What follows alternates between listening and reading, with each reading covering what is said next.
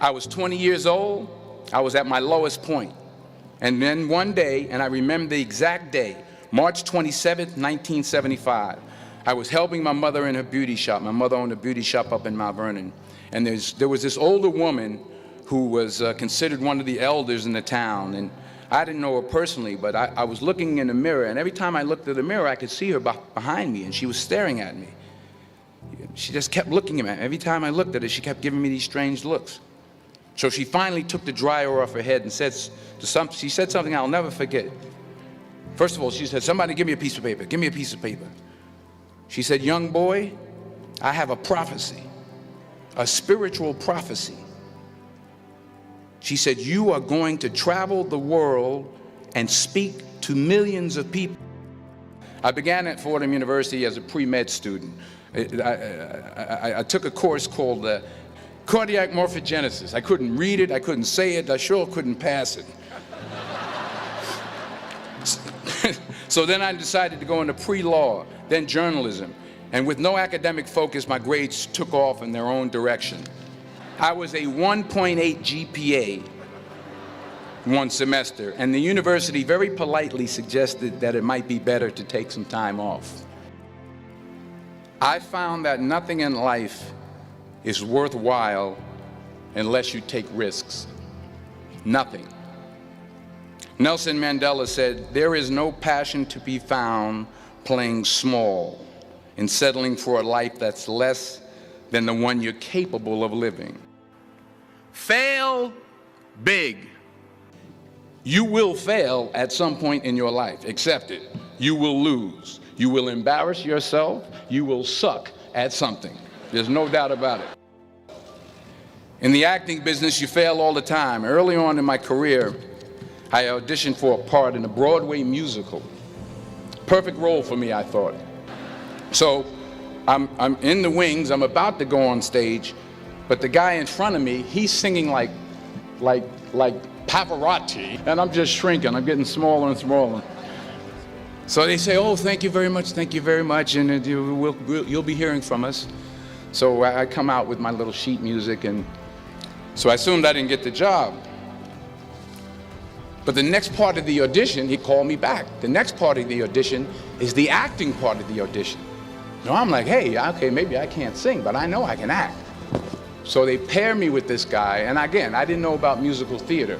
And musical theater is big, so they can reach everyone all the way in the back of the stadium. And I'm more from a realistic, naturalistic kind of acting where you actually talk to the person next to you. So I don't know what my line was. My line was, "Well, hand me the cup." And his line was, "Well, I will hand you the cup, my dear. The cup will be there to be handed to you."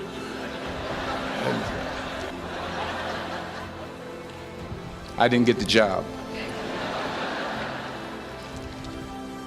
But here's the thing.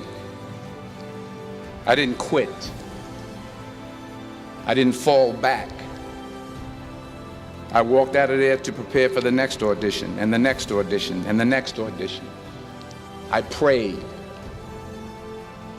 I prayed, and I prayed. But I continued to fail, and fail, and fail. But it didn't matter, because you know what? There's an old saying, you hang around the barbershop long enough, sooner or later you're going to get a haircut. So you will catch a break, and I did catch a break. Last year, I did a play called Fences on Broadway. Someone talked about it. Won the Tony Award. But here's the kicker. It was at the Court Theater. It was at the same theater that I failed that first audition 30 years prior. Reggie Jackson struck out 2,600 times in his career, the most in the history of baseball. But you don't hear about the strikeouts. People remember the home runs. Fall forward. Thomas Edison conducted 1,000 failed experiments. Did you know that? I didn't know that. Because the 1,001st was the light bulb.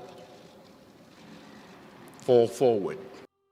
Now, I'm sure in your experiences in school and applying to college and picking your major and deciding what you want to do with life, I'm sure people have told you to make sure you have something to fall back on. Make sure you got something to fall back on, honey. But I never understood that concept, having something to fall back on.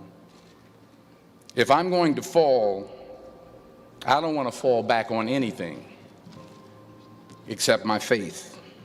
I want to fall forward. I figure at least this way I'll see what I'm going to hit.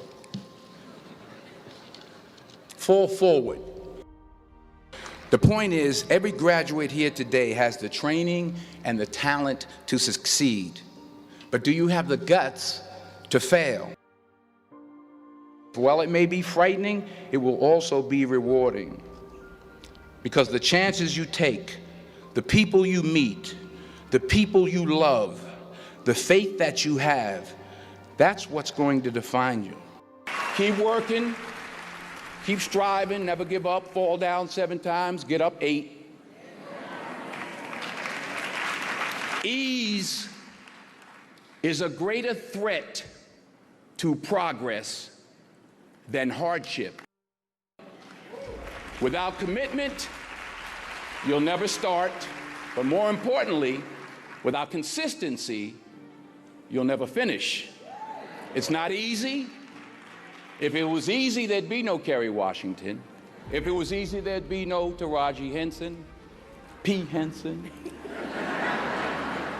If it were easy, there'd be no Octavia Spencer. But not only that, if it were easy, there'd be no Viola Davis.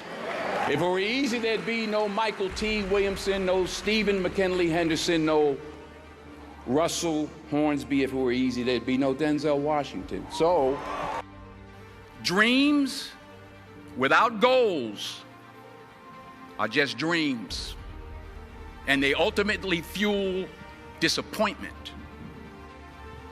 So have dreams, but have goals. Life goals, yearly goals, monthly goals, daily goals. Don't confuse movement with progress. Remember, just because you're doing a lot more doesn't mean you're getting a lot more done. In order to achieve your goals, you must apply discipline, which you have already done, and consistency every day, not just on Tuesday and miss a few days. You have to work at it every day. You have to plan every day. You've heard the saying, we don't plan to fail, we fail to plan. Hard work works. Working really hard is what successful people do. What are you going to do with what you have? I'm not talking about how much you have. Some of you are business majors, some of you are theologians, nurses, sociologists, some of you have money, some of you have patience, some of you have kindness, some of you have love, some of you have the gift of long suffering, whatever it is, whatever your gift is. What are you going to do with what you have? And it's not how much you have. It's what you do with what you have. We all have different talents. Some of you will be doctors, some lawyers, some scientists, some educators, some nurses. The most selfish thing you can do in this world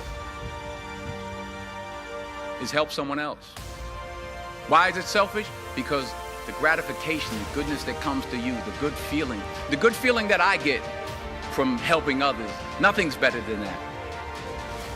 Well, I have traveled the world, and I have spoke to millions of people.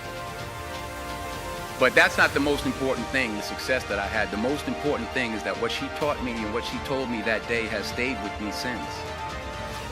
I've been protected, I've been directed, I've been corrected.